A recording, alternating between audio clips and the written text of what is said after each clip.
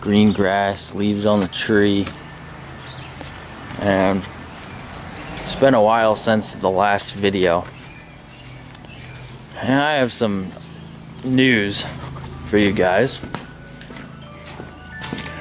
So yes, I was gonna put this 455 in there, and I was headstrong going that route, and I even got the block painted red. I got the new freeze plugs in it, but I kind of changed my direction a little bit, and I'm gonna get so much hate for this. So I am now going to be LS swapping the Buick.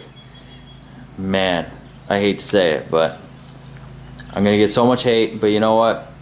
I want to build this car so that I can hop in it and drive to California and back without any problems. That's the way I want this car to be. I want it to be a daily driver. And like I said, these are good engines, but they're not the greatest. And you can't beat a 5.3 engine. You can't beat the price of them. The parts are everywhere. Parts stores carry them on the shelf, and they fire up with the turn of the key. They're great. They're great engines. I put one in this truck. If you know there's any new subscribers out there, I put one in this Chevy here 3 years ago, and I have zero complaints. That engine has given me very little trouble. Alright guys, I'm out here in the garage working on the old Buick.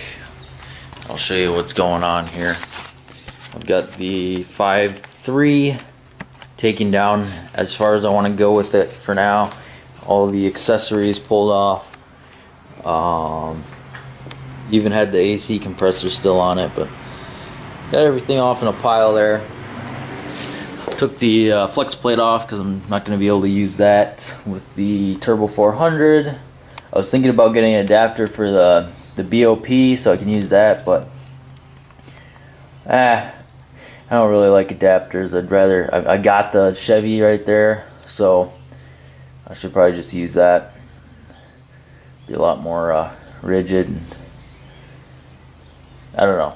It'd probably be fine having an adapter on there, but I kind of just like the idea of bolting it straight to the block. I got that option. I was kind of saving that as a spare for my truck, but no reason to not to use it. They're getting harder and harder to find though, but if anything happens to the one in the truck, I guess I could just rebuild it. That's a pretty good transmission too. It's been running great and shifting great and stuff, so I don't think I'm gonna need it anytime soon. So yeah, I gotta use an well, it's a conversion flex plate. It's got a extra spacer built into it in the middle to bring the I don't know, I can't think of the proper term right now. This part out further so the torque converter can seat into it. So yeah, this thing's all ready to set down in and figure out the engine mounts and stuff, but I'm gonna put that in there, just the engine first, to see what it looks like, see what kind of room I got, and then I'll pull it out, and I'm just gonna bolt the transmission to the back of it, just mock up and put it in and build the mounts and stuff. I'm gonna clean up the grease, but I'm not gonna paint anything. I'll paint whatever I weld, but I'm not gonna paint anything. I'm just trying to get this thing together and run for now. So got all kinds of room in there. Alright, got the engine sorta in there, but unfortunately my engine hoist isn't long enough, so I'm gonna have to take the bumper off and the grill. I got it resting on the cross member right now to see what the suspension looks like, and it only went down like maybe half an inch, or not half an inch, maybe 3/4, 1 inch. So definitely gonna have to lower this thing. It sits really high in the front, but that's all right. It's not a bad thing. But you can see I gotta get this engine like, I don't know, 20 inches back further. So I'm gonna have to take all this stuff up in the front, which I was hoping I wouldn't have to do. That's gonna require a bit of work, getting all those old bolts off. A lot of heating and wrenching, but get that off and then I can get this in further where it needs to be and start figuring out the placement of everything. One thing that I'm really thinking about right now is what I'm going to do for the radiator, because it's set up for a downflow radiator, narrow skinny radiator, and I'm going to want to put a full-size cross-flow radiator in for this thing. So I'm not sure what I want to do. I really don't want to hack into this stuff here. I really don't want to cut the old steel. I'm trying to keep everything original and only add brackets and whatever I need. Really don't want to do a lot of hacking with this, but if I need to, I'm gonna have to cut this out and redesign it. We'll see what happens. Hopefully I won't have to. Alright, I got the bumper off. That was a challenge. There was a couple bolts that were really hard to get to in there. But I'm going to take a quick video of this so I can look back on it before I take the bumper brackets apart. 2 bolts on either side. I hold these like skid plate things on. And this bracket here goes around and up here. That one under there goes under and ends there. There's like 3 brackets sandwiched together right there. Alright, the grill pieces are out. Horns. Here's what it's looking like. Got plenty of room now, but I got to take this bracket off that I showed earlier. I'm going to get a better view of it now, just so I know how it goes back together. I got to take these rusty bolts out, and 4 of them, and drop that out, and should have plenty of room to get the engine hoist right up to that bar there and get the engine where it needs to be. Yeah, slowly but surely. Okay guys, back here another weekend. Well, close to the weekend anyway. I've got a little organization going on here. Got the car in. You can see it's pretty tight quarters in here, but it works. I got some parts in the mail over the week. Rear main seal, and one other one I haven't opened yet. It's probably the transmission mount. But with this swap, I'm going to try to do some how-to videos because I'm familiar with this. I've done it before, and maybe be able to help some other people out. I feel like I'm qualified enough to do it now. When I did my first swap, you know, it was my first time. I was completely new to it, but now I have I'm no pro, but I have you know, basic knowledge on how everything goes together, and I might do a how-to series on the wiring harness too, so I feel like that would be a good little video series.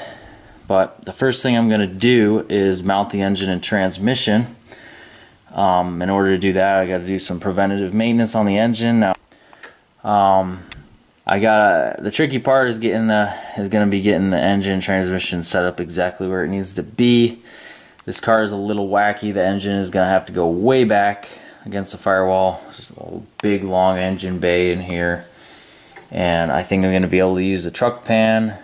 I think it's going to clear that steering linkage no problem. And even later on down the road, if I bag the car like I would like to do someday, bag it, drop it down, it's still going to be fine because the oil pan is going to be level with the bottom of the frame rail. So enough chit chat. I'm gonna get to work and try and figure out what I gotta do here. Just got done cutting the perches off, the old engine perches. I gotta grind down what's left of them there. Well, actually I'll take the cutting wheel to them. I chopped them off with the Sawzall. Take the cutting wheel and get them as flush as I can, and then grind them down. I got the engine mounts bolted to the engine, and as you can see, I'm cheating this time. I got some universal mounts. They're pretty nice. Got them off eBay, 65 bucks. Pretty good quality. I had to, you know, clean up one of the holes so it would fit, but that's to be expected. Not everything's going to be perfect. I think somebody hand makes these, or it's not made by a machine. So, but yeah, these are nice. Saved me a whole lot of time. It took me a while to make these when I did the swap in my truck, so saving some time there. And once I get that cleaned up, I'll be able to get this back up in there, and you can see the torque tube right there. I'm hoping I'll be able to leave that in for now, and that the transmission won't interfere with it at the moment, because I really don't want to pull that rear end out right now. I'm not ready to do that part, so we'll see what happens. Alright, time for an update here. I got the engine in there, cut the perches off, clean that up, thinking that that's where the new engine mounts were going to sit, but apparently not. They're going to be way back here. So what I'm going to do is, if I can reach it,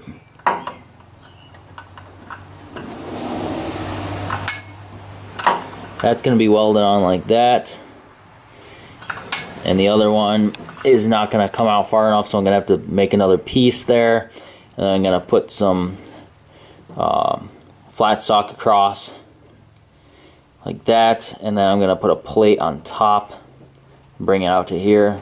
That should be plenty strong enough. But I'm going to pull the engine back out so I can clean up that steel right there and clean the paint off of the engine mount pieces. I ended up pulling the rear end out because it was in the way, but it has to come out anyway, so I'll just be using those spring perches, cutting them off of the old axle and putting them on whatever other axle I get, and that should be pretty easy to do. And then I have to make what's that word? I'm gonna have to make the trailing arms for it. But see, up in here, this is where the transmission is gonna sit, like that, and hopefully there'll be enough room through that hole for it to go up and down with the suspension and not hit anything, drive shaft. So it's pretty nice and open under here. It's gonna be easy to change the oil and look at the transmission, like check on things under here.